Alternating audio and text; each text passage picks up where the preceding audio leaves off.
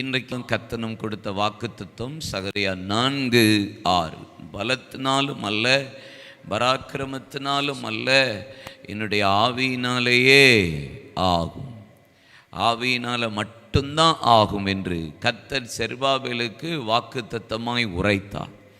இந்த வாக்குத்தத்தத்தை இயேசு மரித்து 40 நாள் இரவும் பகலும் தரிசனமானதற்கு பின்பாக பரத்துக்கு எடுத்து கொள்ளப்படுகிற அந்த சமயத்தில் ஆண்டவர் ஒரு தீர்க்க தரிசனமான ஒரு வார்த்தை சொல்லிட்டு போகிறாரு. அப்போஸ்தலர் 1:5 வாசிக்க கேட்போம்.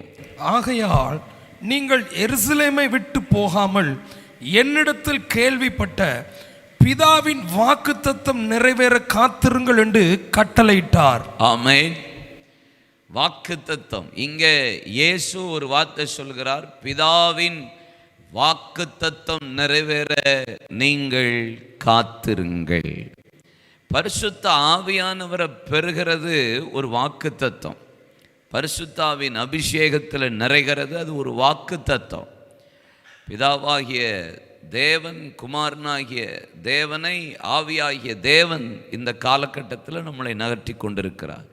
பழைய ஏற்பாடு பிதாவின் காலம், புதிய ஏற்பாடு இயேசு கிறிஸ்துவின் காலம், இது ஆவியானவரின் காலம். இந்த ஆவியானவரின் காலத்தில் எல்லா உலகத்தில் இருக்கிற எல்லா மனுஷனுமே நன்மை செய்கிறான். இயேசு அறியாதவங்க கூட நல்ல ஆட்கள் இருக்கிறாங்க. இயேசு அறியாத ஆட்கள் கூட சன்மார்க்கர்கள் இருக்கிறார்கள். இயேசு அறியாதவர்கள் கூட லஞ்சம் வாங்காத நேர்மையான அதிகாரிகள் இருக்கிறார். ஆனால் அவங்களெலாம் பரிசுத்த ஆவியாக என்ன செய்யலை, பெற்றுக்கொள்ளலை. ஆனால் கரெக்டாக தான் ஜீவிக்கிறாங்க. ஆனால் நமக்கு கொஞ்சம் ஒரு படிக்கு மேலே இந்த ஆவி தேவை. இந்த வாக்குத்தத்தம் நிறைவேறுகிறதுக்கு நீங்கள் எருசலேமில் காத்திருக்க வேண்டும் என்று சொல்லுகிறார். எதுக்கு இந்த வாக்குத்தத்தம்? உன்னத பலன் தரிப்பிக்கப்படும் வரைக்கும். அப்போது 1:8 சொல்லுகிறது, பரிசுத்த ஆவியானவர் உங்களிடத்தில் வருவார், நீங்கள் பலனடைந்து எருசலேமிலும் யூதேயாவிலும், யூதேயா முழுவதிலும், சமாரியாவிலும், பூமியின் கடைசி பரியந்தம் சாட்சிகளாக இருக்கிறதற்காக. பரலோக ராஜ்யத்துக்கு ஒரு பாஸ்போர்ட் வேணும்ல, அதுக்காகத்தான் எக்ஸ்ட்ராவாக ஆண்டவர் கொடுக்கிறது இந்த பரிசுத்த ஆவியின் அபிஷேகம். இது இருந்தால் தான் ஆகும். பக்கத்தில் பார்த்து சொல்லுங்க, ஆவி இருந்தால் தான் ஆகும். ஆவி இல்லாத சரீரம் செத்ததாக இருக்கிறது. அப்போ பரிசுத்த ஆவியானவர் ஒரு வாக்குத்தத்தம். வாக்குத்தத்தம் என்பது அதிசயங்களை காண பண்ணுவேன் என்பது மாத்திரம் அல்ல. வாக்குத்தத்தம் என்பது எண்ணி முடியாத, ஆராய்ந்து முடியாத பெரிய காரியங்களை செய்வேன் என்று சொல்கிறாரு, அது மாத்திரம் அல்ல. வாக்குத்தத்தம் என்பது உங்களுக்கு முன்னாடி இருக்கிற செங்கடலை பிளப்பேன், யோர்தானை பிரிப்பேன், அது மட்டும் வாக்குத்தத்தம் அல்ல. உங்களுக்காக நான் யுத்தம் பண்ணுவேன், பழி வாங்குவேன், இது மட்டும் வாக்குத்தத்தம் அல்ல. உடனே போய் சுதந்தரிப்போம், எளிதாய் ஜெயித்து கொள்ளலாம், அது மட்டும் வாக்குத்தத்தம் அல்ல. பரிசுத்த ஆவியானவரை பெறுகிறதே அது ஒரு வாக்குத்தத்தம். அப்போ ஆண்டவர் அப்படிதாங்க சொல்றார், உன்னத பலன் நீங்கள் தரிப்பிக்கப்படும் வரைக்கும். என்னிடத்தில் கேள்விப்பட்ட பிதாவின் வாக்குத்தத்தம். என்ன வாக்குத்தத்தம்? பிதாவின் வாக்குத்தத்தம். இந்த கடைசி காலத்தில் எல்லா கர்த்தருடைய பிள்ளைகளும் எதை பெறுறீங்களோ பெறலையோ, என்னத்தை பெற்றுறணும்? பரிசுத்த ஆவியினான்ற வாக்குத்தத்தத்தை பெற்றுக்கொள்ளணும். பரிசுத்தாவின் நிறைவு என்கிற ஒரு வாக்குத்தத்தத்தை நாம் பெற்றுக்கொண்டே தீரணும். அப்போஸ்தலர் 2:33 வாசித்து பாருங்கள்.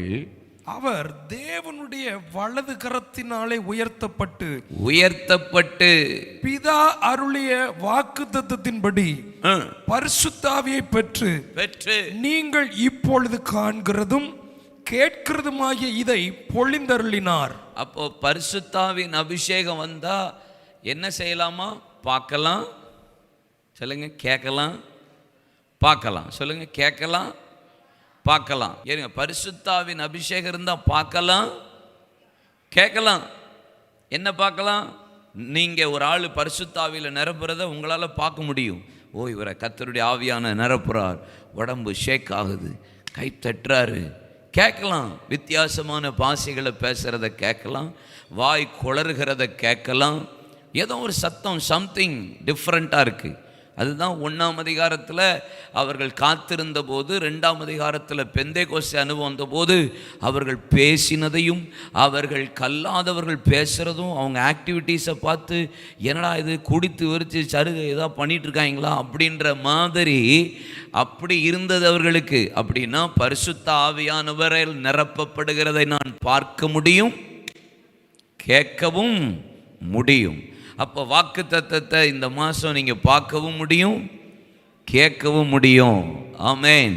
அப்போ இந்த வாக்கு தத்தம், பிதாவின் வாக்கு தத்தம் பரிசுத்த ஆவி, இந்த ஆவியானவரை எப்படியாவது ரிசீவ் பண்ணிடணும், எப்படியாவது சுதந்திரிச்சிடணும் இந்த மாதம். அல்லேலூயா சொல்லுங்க. ஃபேமிலிக்குள்ளே பரிசுத்த ஆவியானவர் நிறைவு எப்போதும் இருக்க வேண்டும். அப்போ பரிசுத்த ஆவியானவர் ஒரு மனுஷனை பல விதத்தில் அபிஷேகம் பண்ணுகிறார். பழைய ஏற்பாட்டில் மோசே அவர் ஆசாரியர்களை லேவியர்களை அழைத்து பெசலையலை கூப்பிட்டு, நீ குங்கிலியும் வசம்பு அந்த இது கிராம்பு பட்டை எல்லாத்தையும் எடுத்துட்டு நீ ஒரு தைலத்தை உருவாக்கு அப்படின்னு சொல்கிறார். அதுதான் அபிஷேக தைலம். அதை ஊற்றினால் அந்த அபிஷேகத்தினால் நிரப்பப்படுகிறதை நீங்கள் யாத்திராகமத்தின் புஸ்தகத்தில் வாசிக்க முடியும். அப்போது இன்னைக்கு நம்ம ஃபேமிலியில் ஒவ்வொரு ஆளும், குடும்பத்தில் ஒவ்வொரு பிள்ளைகளும் அபிஷேகங்கிறது கண்டிப்பாக உருண்டு பிறண்டாவது வாங்கிடணும். சொல்லுங்க ஆமென். அல்லேலூயா. எப்போ ஒரு மனுஷனுக்கு கர்த்தர் இந்த வாக்கு தத்தத்தெல்லாம் நிறைவேற்றுவார்? வாசிப்போமா? எப்போ ஒரு மனுஷனுக்கு இந்த பரிசுத்த ஆவியின் வாக்கு தத்தம் நிறைவேறும், எப்போ அவனுக்கு அந்த அபிஷேகம் கிடைக்கும். ஒரு மனுஷன், ஒரு ஆவிக்குரிய மனுஷன் அபிஷேகத்தை பெற்றுக்கொள்ளணும்னா எப்பெல்லாம் அந்த ஆவி வரும், எப்பெல்லாம் அபிஷேகத்தை கர்த்தர் தர முடியும். அபிஷேகம் இல்லாமல், இந்த வாக்குத்தத்தம் இல்லாமல் பரலோகராஜ்யம் போக முடியாது. இந்த அபிஷேகம் இல்லாமல் பாவத்தை ஜெயிக்க முடியாது. இந்த அபிஷேகம் இல்லாமல் சத்துருவை ஜெயிக்க முடியாது. இந்த அபிஷேகம் இல்லாமல் உலகத்தை ஜெயிக்க முடியாது, மாம்சத்தை ஜெயிக்க முடியாது. அப்போ வாக்கு தத்தமாகிய பரிசுத்த ஆவியானவர் ஒவ்வொரு குடும்பத்துக்குள்ளேயும் வேணும். மனைவிக்குள்ளே பேய் சில நேரம் வேலை பார்க்கும், புருஷனுக்குள்ளே பிசாசு சில நேரம் வேலை பார்க்கும். அதுக்காக மனைவியையும் புருஷனையும் வெறுக்கக்கூடாது, மனைவியை வெறுத்தரக்கூடாது, புருஷனையும் வெறுக்கக்கூடாது. அவங்களுக்குள்ளே இருக்கிற ஆவி தான் போராடும். எல்லாருமே நல்லவங்க தான். பிசாசு அந்த நேரம் எந்த மனுஷன் வீக்காக இருக்கிறானோ அவனை கையில் எடுத்து போராடுவான். அப்போ இந்த அபிஷேகத்தின் வாக்கு தத்தமாகிய இந்த அபிஷேகம் இருந்தால் நீங்கள் என்ன செய்வீங்க? ஈஸியாக ஜெயிக்க கர்த்தர் பலன் தருவா. அப்போது இந்த பரிசுத்த ஆவியானவருடைய அபிஷேகம் எப்போ நம்ம மேலே வரும்? வேதத்தில் ஒரு சில வார்த்தைகள், அது என்னென்ன அபிஷேகம்? 1 சாமுவேல் 10ஆம் அதிகாரம் 1ஆம் வசனத்தை நீங்கள் வாசித்து பார்த்தால், சாமுவேல் தீர்க்கதரிசி ஒரு ஞானதிருஷ்டிக்காரன் சவுலை அபிஷேகம் பண்ணப்பட்டிருக்கிறது, போடப்பட்டிருக்கிறது. வாசிப்போமா? அப்பொழுது சாமுவேல் தைல குப்பியை எடுத்து அவன் தலையின் மேல் வார்த்து அவனை முத்தம் செய்து, கர்த்தர் உன்னை தம்முடைய சுதந்திரத்தின் மேல் தலைவனாக அபிஷேகம் பண்ணினார் அல்லவா. டக்குன்னு பேசிக்கிட்டே இருக்கிறான், டப்புன்னு ஒரு அபிஷேகத்தை கர்த்தர் ஊற்றிட்டார் ஒரு மனுஷன் மேல. ஆனா இந்த அபிஷேகம் வந்தது, தலைவனாக உனக்கு ஒரு அபிஷேகம், ஒரு பரிசுத்தாவின் அபிஷேகம் ஒரு மனுஷன் மேல வருது. எப்போ அந்த அபிஷேகம் வந்தது? அந்த 9ஆம் அதிகாரத்தின் கடைசி வசனம் இப்படி சொல்லுகிறது, அவர்கள் பட்டணத்தின் கடைசி மட்டும் இறங்கி வந்தபோது சாமுவேல் சவுலை பார்த்து, அண்டர்லைன், சாமுவேல் சவுலை பார்த்து, வேலைக்காரனை நமக்கு முன்னே நடந்து போக சொல். வேலைக்காரனை உனக்கு முன்னாடி கொஞ்சம் நடந்து போக சொல். அப்படியே அவன் நடந்து போனான். அப்பொழுது நான் தேவனுடைய வார்த்தையை உனக்கு தெரிவிக்கும்படி நீ சற்றே தரித்து நில். 2 காரியத்தை சாமுவேல் தீர்க்கதரிசி சொல்றார். கழுதையை மேய்க்க போனது 2 பேர், தேட போனது 2 பேர், காணாம விட்டது 2 பேர், ஞானதிருஷ்டிக்காரனை பார்க்க போனதும் 2 பேர், காணிக்கை இல்லைன்னு சொன்ன உடனே வேலைக்காரன் கையிலேருந்து வாங்கி தின்பண்டம் காலியாக போச்சுன்னு காணிக்கை வாங்கினதுன்னு வேலைக்காரன் கையில், எல்லாமே 2 பேர். ஆனால் அபிஷேகம்னு ஒன்று வரும்போது ஆண்டவர் கொஞ்சம் வெயிட் அப்படின்ட்டு உன் வேலைக்காரனை கொஞ்சம் முன்னாடி போக சொல்லு, நீ தரித்து நில். 2 காரியம் சொல்றார். ஒன்று ஒருத்தனை என்ன சொல்றாரு, போ சொல்லு, இன்னொன்று நீ நில்லு. ஒருத்தனை உங்களை விட்டு பிரிக்க சொல்றார், இன்னொன்று நீங்க கர்த்தருக்கு முன்னாடி நிற்க சொல்றார். தேவையில்லாத ஆளை அபிஷேகம் நேரம் உங்களை கர்த்தர் நிரப்பணும்னா சிலதிலிருந்து நீங்க வேறுபட்டு பிரிஞ்சு வந்தாதான், கர்த்தருக்கு முன்னாடி நின்னாதான் அபிஷேகம் வரும். அல்லேலூயா சொல்லுங்க. நீங்க 22ஆம் அதிகாரத்தில் நீங்க 6ஆம் வசனம் வாசித்து பாருங்க. அவர்களை ஆபிரகாம், ஈசாக்கு, வேலைக்காரன், கட்ட, நெருப்பு எல்லாவற்றையும் கொண்டு போய் கர்த்தர் குறித்த இடத்தை கண்களை ஏறெடுத்து கண்ட போது சொல்றான். வேலைக்காரனை என்ன சொல்றான், நீயும் வேலைக்காரனை நீ இங்கேயே இரு, நானும் பிள்ளையாண்டும் அவ்விடத்திற்கு போய் பலி செலுத்திவிட்டு திரும்பி வருவோம். என்ன ஒரு அபிஷேகமான ஒரு வார்த்தை. பலி செலுத்த பிள்ளைய கொண்டு போகிறான், ஆனால் திரும்பி வருவோன்னு பாசிட்டிவாக பேசுகிறான். ஆனால் வேலைக்காரனை ஒரு ஸ்டேஜோடு நிறுத்திட்டு பலி செலுத்துகிற இடத்திற்கு யாரோட தான் போனான், குமாரனோட மட்டும்தான் போனான்.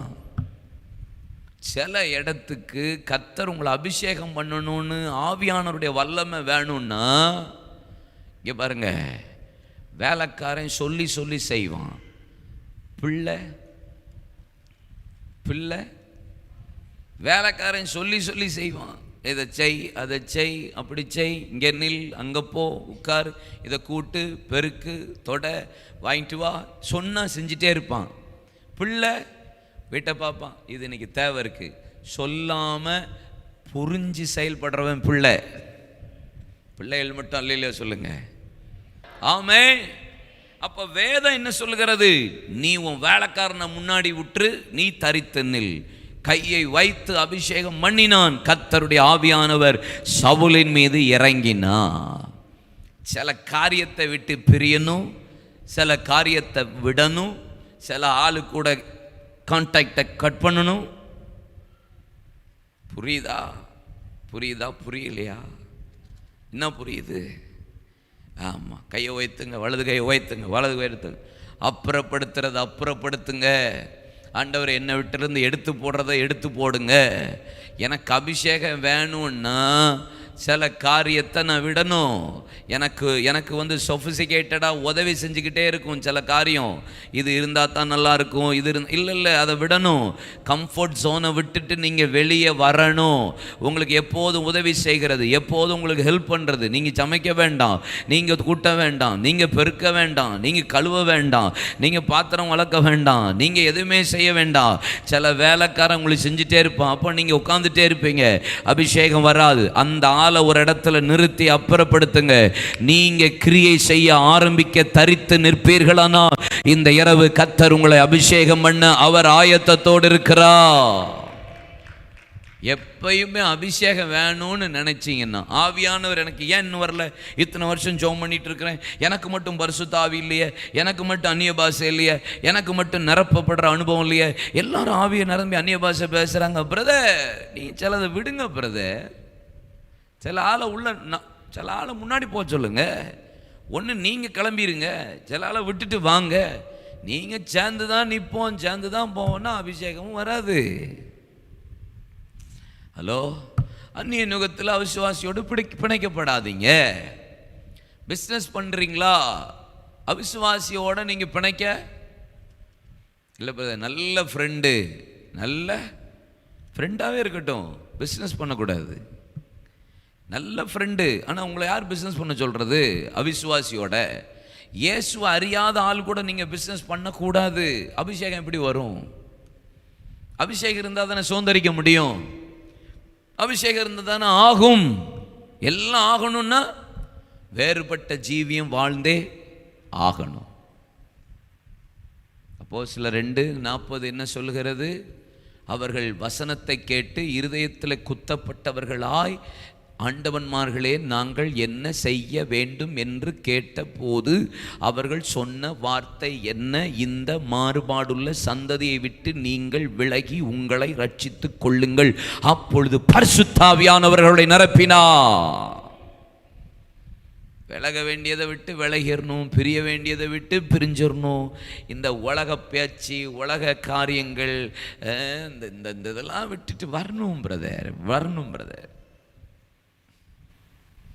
நீங்கள் வேலைக்காரனை பாருங்க, அவன் பேசுறது சில நேரம் பாருங்க, அவன் ஸ்டாண்டர்டுக்கு தான் பேசிக்கிட்டே இருப்பான், குறை சொல்லிக்கிட்டே இருப்பான். வேலைக்காரர்களை பார்த்துருக்கீங்களா? வேலையில் நானும் வேலை பார்த்துருக்கிறாள். ஆமாம், குறை சொல்கிறது கொஞ்சம் அதிகமாக இருக்கும் சில இடத்துல. ஒரு நம்மகிட்ட வேலை பார்க்குறாங்கன்னா ஒரு ஆள் எப்படி நம்மளை பற்றி அடுத்த ஆள்கிட்ட போய் என்ன சொல்லுவாங்க? பேசுதான் சார். உன் வேலைக்காரனை குறித்து இன்னொருத்தண்ட போய் சொல்லாதன்னு இருக்குது பைபிளில். கரெக்டாக இருக்கா இல்லையா? சொல்லக்கூடாது. இன்னொரு காரனை பற்றி இன்னொரு ஆள்கிட்ட போட்டு விடக்கூடாது. ஆமாம், இதெல்லாம் நம்ம செய்யக்கூடாது. இந்த வேலையெல்லாம் நமக்கு ஆவறதில்லை. இந்த ஆட்டிடியூடெல்லாம் விடணும். சொல்லுங்கள், இந்த ஆட்டிடியூடெல்லாம் என்ன செய்யணும்? விடணும். வேலை பார்க்குற ஆள் சம்பளத்துக்கு, ஊதியத்துக்கு வேலை பார்க்குறோன்னா அதுக்கு உண்மையாக இருக்கணும். சில ஆள் ஓப்பி அடிக்கிற ஆட்களாக இருப்பாங்க. அதனால் இதெல்லாம் விட்டுட்டு பிரியணும். ஆமென்னு சொல்லுங்கள். விலகணும். சொல்லுங்கள், விலகணும், வேறுபடணும், பிரியணும், மாறா வாழணும். உலகத்துக்கு நமக்கு ஐக்கியப்படக்கூடாது. அபிஷேகம் அப்பொழுதுதான் வரும். 2 ராஜாக்கள் 9ஆம் அதிகாரம் 2ஆம் வசனத்தையும் 6ஆம் வசனத்தையும் பாருங்க.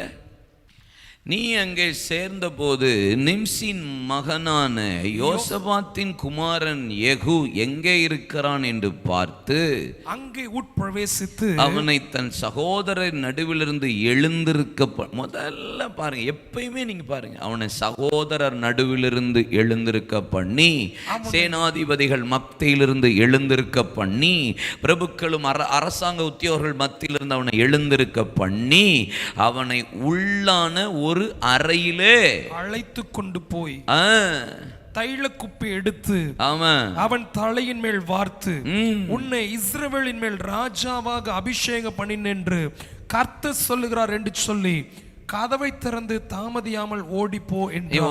6ஆம் வசனம் வாசி. அவன் எழுந்து அறை வீட்டுக்குள் பிரவேசித்தான். அவன் அந்த தைலத்தை அவன் தலையின் மேல் வார்த்து அவனை நோக்கி, இஸ்ரவேலின் தேவனாகிய கர்த்தர் சொல்லுகிறது என்னவென்றால், உன்னை கர்த்தருடைய ஜனமாகிய இஸ்ரவேலின் மேல் ராஜாவாக அபிஷேகம் பண்ணினேன். ஒரு இடத்துல இருந்து அவனை தனியா எடுத்து அந்த ஆட்கள்ல இருந்து பிரிச்சு தனியா அறைக்குள்ள கூட்டு போய் அவனை கர்த்தர் அபிஷேகம் பண்றார். பரிசுத்த ஆவியான அபிஷேகம் வேணும்னா சிலதை விட்டுட்டு தான் ஆகணும். சிலதை விட்டு விலகி வந்தால் தான் அபிஷேகம் வரும். சிலதை விட்டு பிரிஞ்சு வந்தால் தான் அபிஷேகம் வரும். ஆவியானவர் இன்னும் நடக்கலை, வரல, இன்னும் அந்நிய பாஷை இல்லை, ஆவியில் நிரம்ப முடியல, இன்னும் ஒன்றுமே ஆகலை, மாம்சத்திலே போராடுறீங்கன்னா, ஏன்னா நீங்கள் அறைக்குள்ளே வாங்க. 2 ராஜாக்கள் 8:13. 2 Kings chapter 8 verse 13. அப்பொழுது ஆசகேல், இத்தனை பெரிய காரியத்தை செய்ய நாயாகிய உமது அடியேன் எம்மாத்திரம் என்றான். அதற்கு எலிசா, நீ சீரியாவின் மேல் ராஜாவா என்பதை கர்த்தர் எனக்கு தெரிவித்தார் என்றான். சிம்பிளா முடிச்சிட்டார். ஆசகேலை பார்த்து, இங்க பாருங்க, அவனை கூப்பிட்டு தைல குப்பிய ஊற்றி அவனை அபிஷேகம் பண்ணாரு. தாவீதை கூப்பிட்டு காண்டாமிருக கொம்புல இருந்து தைலத்தை ஊற்றி கொம்புல தைலத்தை ஊற்றிட்டு போ அப்படின்னு அபிஷேகம் பண்ணாரு. இவனை நிம்சின் குமாரனை யெகூவை அறைக்குள்ள கூப்பிட்டு போய் அவனை அபிஷேகம் பண்ணினாரு. இங்க தைல இல்லை, குப்பி இல்லை, கொம்பு இல்லை, எங்கேயும் கூட்டு போல, நார்மலாக உட்காந்துட்டு இருக்கிறான். டக்குன்னு பார்த்து தீர்க்கதரிசி எலிசா சொல்றாரு, ஹலோ பிரதர், கர்த்தர் உன்னை இன்றைக்கு நீ சீரியாவின் மேல் ராஜாவா என்பதை கர்த்தர் எனக்கு தெரிவித்தார். முடிஞ்சு ஒரே ஒரு அபிஷேகம், ராஜாவின் அபிஷேகத்தை டக்குன்னு டிக்ளேர் பண்றார். இது என்ன அபிஷேகம்? வார்த்தையினால் அபிஷேகம். Anointing of word. வேர்டில் ஒரு அபிஷேகம். வார்த்தை வந்த உடனே டப்புன்னு அபிஷேகம் இறங்கிட்டு. இஸ்ரவேலில் ராஜாவாய் கர்த்தர் அவனை மாற பண்ணினார். ஹல்லேலூயா. இந்த வார்த்தையினால ஒரு மனுஷனுக்கு அபிஷேகம் வரணும்னா என்ன செய்யணும்? சிம்பிள் தான். தீர்க்கதரிசிட்ட போகணும், ஆலோசனை கேட்கணும். ஆமென் சொல்லுங்க. தீர்க்கதரிசிட்ட போனால், ஒரு ஊழியக்காரன்ட்ட போனால் வார்த்தை கிடைக்கும். வசனம் அங்கே தான் இருக்கு. ஆமாம், வசனம் வாயிலிருந்து என்ன செய்யுமா? பொழியும். என்ன செய்யுமா? ஒரு உபதேசம் வார்த்தையிலிருந்து பொழியுமா ஊழியக்காரன் வாயிலிருந்து. நீங்கள் அங்கே போய் ஆலோசனை கேளுங்க, அபிஷேகம் வந்துடும். வார்த்தை பேசிகிட்டே இருக்கும்போது சிலர் நிமிஷம் அபிஷேகம் பெற்றுருவாங்க. பிரசங்கம் பண்ணிக்கிட்டே இருக்கும்போது சிலர் அபிஷேகம் பெற்றுருவாங்க. நான் பார்த்துருக்கேன் என் மீட்டிங்கில். வேணுமா?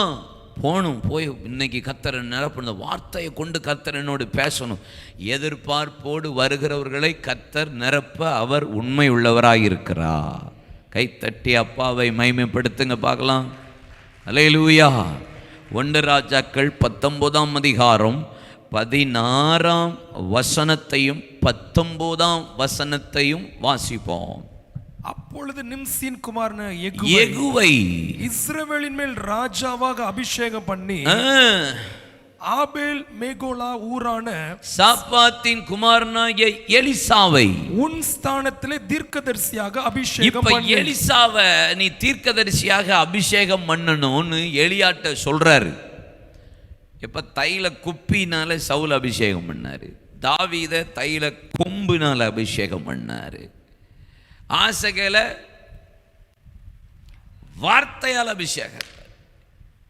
வேலைக்காரனை நோட்டினோன்னு சவுல் மீது அபிஷேகம் வந்துருச்சு. ஆனால் இங்கே அவனை ஒருத்தனை உள்ள அறைக்குள்ள யெகூவை கூட்டு போய் அபிஷேகம் பண்ணிட்டாரு, பிரிச்சுட்டு வந்து.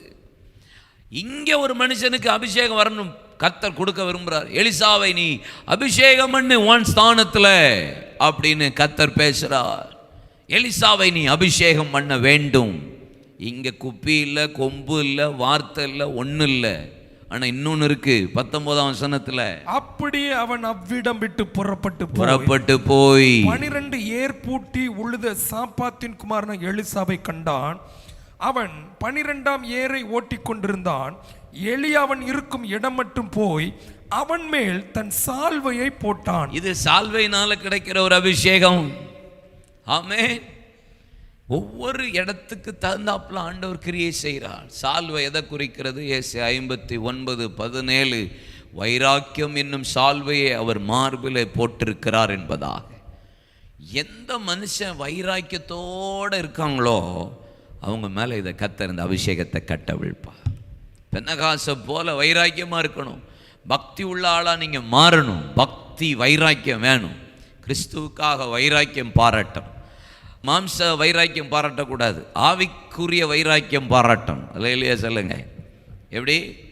வைராக்கியம் மரணத்தை விட, நேச வைராக்கியம் மரணத்தை விட வலியதான், பயங்கர பவர்ஃபுல்லாக. நேச வைராக்கியம் ஆண்டவர் மேலே வச்சிருக்கிற அன்பை நீங்கள் எப்படி வெளிக்காட்டுவீங்க? அது மரணத்தை கூட அப்படி ஜெயித்துருமா. அதுதான் சொல்கிறார் ஆண்டவர். இயேசு இந்த பூமியில் எப்படி உயிர் தெழுந்தார்? ஏன்னா உங்கள் மேலே என் மேலே வச்ச பெரிய அந்த அன்பு தான் மரணத்தை ஜெயிக்க கர்த்தர் உதவி செய்தார். இந்த அன்பு வந்துட்டுன்னா கல்லரெல்லாம் தெரிச்சு ஓடி வந்துடும். அல்லேலூயா சொல்லுங்க. ஏசப்பா மேலே நீங்கள் வச்சிருக்கிற வைராக்கியம் எப்படி காட்டுறீங்களோ அதுக்கேற்ற மாதிரி டப்பு டப்புன்னு நிரப்பிடுவார். ஆவியினாலேயே கேட்கல ஆகும். எப்ப ஆகும்? வைராக்கியம்.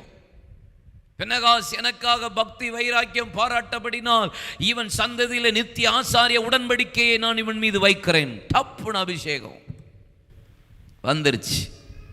வைராக்கியம் பாராட்டணும். எவ்வளவுக்கு எவ்வளோ நீங்கள் கர்த்தருக்காக வைராக்கியம் பாராட்டுங்க, அபிஷேகம்லாம் நீங்கள் கேட்காமலே அடிச்சு விட்டுருவார், நிரப்பிடுவார். சபைக்காக வைராக்கியம் பாராட்டணும், வசனத்துக்காக வைராக்கியம் பாராட்டணும், பரிசுத்தத்துக்காக வைராக்கியம் பாராட்டணும். ஆமேன். பரிசுத்தத்துக்காக நீதிக்காக, உண்மைக்காக, நியாயத்துக்காக எல்லாம் வைராக்கியம் பாராட்டணும். வசனத்து வைராக்கியம், போதனையில் உபதேசத்தில் வைராக்கியம் பாராட்டணும்.